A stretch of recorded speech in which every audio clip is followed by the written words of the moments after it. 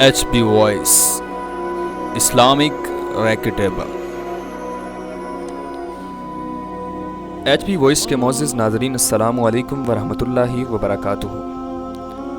मोअज़्ज़िज़ सामीन और नाज़रीन, आज का हमारा टॉपिक है आज का हमारा टॉपिक कब्र का खौफनाक मंजर और मलिकुल मौत का ऐलान है। वीडियो शुरू करने से पहले गुजारिश है कि जो लोग हमारे इस चैनल पर नए हैं वो हमारे चैनल को सब्सक्राइब करना मत भूलिएगा और साथ लगे बेल आइकन के बटन को भी दबा दीजिएगा ताकि आने वाली हर नई वीडियो आप तक बआसानी पहुंच सके। चलते हैं अपने टॉपिक की तरफ।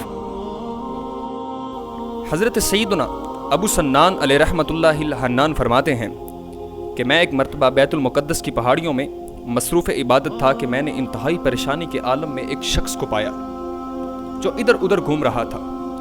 गमख्वारी की नीयत से मैंने उस नौजवान से पूछा, खैरियत तो है, परेशानी है तो सबब बता दीजिए। तो उसने बताया कि हमारा एक पड़ोसी अपने भाई की मौत पर इस कदर गम में मुब्तला है कि हर लम्हा आहोजारी करता रहता है, उसे किसी करवट चैन नहीं आता। मेहरबानी फरमाकर आप हमारे साथ चलिए ताकि उससे ताज़ियत करके उसे तसल्ली दी जाए, शायद कि आपके दिल जोई फरमाने से उसे करार आ जाए। चुनाचे मैंने चलने पर आमादगी जाहिर की तो वो नौजवान मुझे साथ लेकर गम से निढाल एक शख्स के पास पहुंचा। हमने उससे ताज़ियत की मगर उसने कोई तवज्जो ना दी बल्कि आहजारी में मसरूफ़ रहा। हमने उसे समझाया, है अल्लाह अज़्ज़ व जल के बंदे, इस तरह बेसब्री का मुज़ाहरा ना कर, अल्लाह से डर और सब्र से काम ले। बेशक मौत हर किसी को आनी है, जिसने भी ज़िंदगी का सफ़र शुरू किया है उसकी मंजिल व इंतहा मौत है। मौत एक ऐसा पुल है जिससे हर एक को गुजरना है। कुछ गुजर गए हैं, कुछ गुजर रहे हैं और कुछ अभी बाकी हैं। हमारी बातें सुनकर वो शख्स कुछ यूं गोया, मेरे भाइयों, तुमने बिल्कुल ठीक कहा, तुम्हारी बातें बरहक है। मौत वाक़या ही हर एक को आनी है और हर एक को अपने वक्त मुकर्ररा पर इस दुनिया से जाना है। मगर मेरी आहजारी का सबब भाई की मौत नहीं बल्कि ये है कि मेरा भाई कब्र में बहुत बड़ी मुसीबत का शिकार है। उसकी बात सुनकर हमने कहा, सुभान अल्लाह यज़्ज़ा वजल, क्या तुम गैम जानते हो? जो तुम्हें मालूम हो गया है कि तुम्हारा भाई कब्र में अजाब से दोचार है? तो वो कहने लगा, नहीं, मैं गैब तो नहीं जानता, मगर जो होलनाक मंजर मैंने अपनी आंखों से देखा है वो मुझे किसी करवट चैन नहीं लेने देता। हमारा इसरार पर आखिरकार उसने अपना वाक़या कुछ यूँ सुनाया। जब मेरे भाई का इंतकाल हुआ और तजहीज़ व तकफीन के बाद हमने उसे कब्रिस्तान में दफन कर दिया तो लोग वापस आ गए, मगर मैं कुछ देर कब्र के पास ही खड़ा रहा। अचानक मैंने एक दर्दनाक आवाज़ सुनी, गोया कि कोई इंतहाई तकलीफ़ के आलम में मुझे बचाओ बचाओ की सदा दे रहा है। इधर उधर देखा मगर कोई नज़र ना आया। गौर से सुनने लगा कि आखिर ये आवाज़ किसकी है और कहाँ से आ रही है।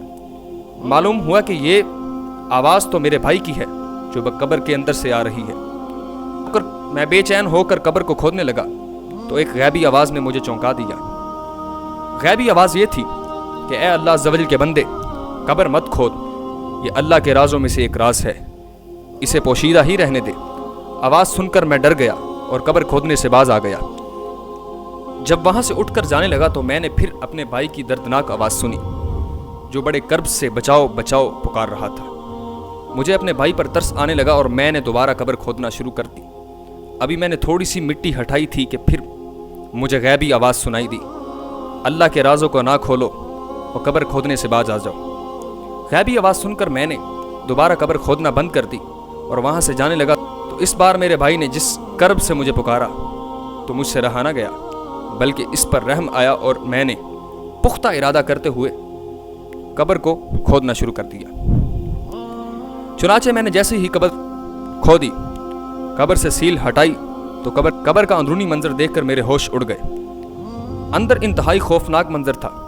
अभी अभी हमने जिस भाई को दफन किया था उसका सारा जिस्म ना सिर्फ आग की जंजीरों में जकड़ा हुआ था बल्कि कब्र गोया के जहन्नुम की आग से भड़की हुई थी। अपने भाई को इस हालत में देखकर मुझसे रहा ना गया और उसे जंजीरों से आज़ाद करने के लिए मैंने बड़ी बेताबी से अपना हाथ उसकी गर्दन में बंधी हुई जंजीर की तरफ बढ़ाया। जैसे ही मेरा हाथ जंजीर को लगा, मेरे हाथ की उंगलियां गोया के गर्म लोहे की तरह पिघल कर हाथ से जुदा हो गई। तकलीफ की शिद्दत से मेरी चीखें निकल गई और मैं हातिफ़ गैबी के मना करने के बावजूद भाई की कब्र खोलने पर अफसोस करने लगा। फिर जैसे मुमकिन हुआ میں نے قبر کو بند کیا اور وہاں سے بھاگ نکلا۔ دیکھنا چاہتے ہو تو یہ دیکھو میرے ہاتھ کی انگلیاں۔ اتنا کہنے کے بعد اس نے چادر سے اپنا ہاتھ نکالا تو واقعی اس کی 4 انگلیاں غائب تھیں اور ہاتھ پر زخم کا عجیب و غریب نشان موجود تھا۔ حضرت سیدنا ابو سنان آتے ہیں کہ یہ دیکھ کر ہم نے اللہ عز و جل کے عذاب سے عافیت طلب کی اور وہاں سے چلے گئے۔ اس میں کوئی شک نہیں کہ جس کا خاتمہ کفر پر ہو اور وہ مرتے ہی دائمی عذاب کا شکار ہو جاتا ہے کہ جس سے نجات کی کوئی راہ نہیں۔ بعض اوقات گناہ گار مسلمان کے عذاب قبر کے واقعات کو ظاہر کر دیا جاتا ہے تاکہ دیگر مسلمان عبرت حاصل کریں اور اس خوش فہمی نہ رہیں کہ ہم تو ایمان لا چکے ہیں لہٰذا ہم عذاب قبر سے محفوظ رہیں گے۔ یہ بات بھی پیش نظر رکھنا چاہیے کہ اگر بے باکی سے زندگی گزارتے رہے اور توبہ کیے بغیر گناہوں کا پلندہ لیے قبر میں اتر گئے اور اللہ عز و جل ناراض ہو گیا، اس کے حبیب صلی اللہ تعالیٰ علیہ وآلہ وسلم روٹھ گئے تو عذاب قبر کا سامنا ہو سکتا ہے۔ روزانہ ملک الموت علیہ السلام قبرستان میں یہ اعلان کرتے ہوئے جاتے ہیں کہ اے اہل قبور، تمہیں دنیا میں موجود کن لوگوں پر رشک آتا ہے؟ تو وہ جواب دیتے ہیں ہمیں رشک ہے ان لوگوں پر جو اللہ تعالیٰ کی بارگاہ میں سجدہ ریز ہوتے ہیں اور ہم نہیں کر سکتے، جو روزے رکھتے ہیں لیکن ہم نہیں رکھ سکتے، جو صدقہ دیتے ہیں لیکن ہم نہیں دے سکتے، جو اللہ عز و جل کے ذکر کی محفلیں سجاتے ہیں اور ہم ایسا نہیں کر سکتے۔ مذکورہ واقعہ سے یہ معلوم ہوتا ہے کہ اس فانی زندگی میں اس ابدی زندگی کی بھرپور تیاری کر لی جائے، کبھی بھی قبر و حشر کی زندگی کو نہ بھولا جائے، بلکہ ہر شخص کو چاہیے کہ ہر لمحہ اپنا محاسبہ کرتا رہے۔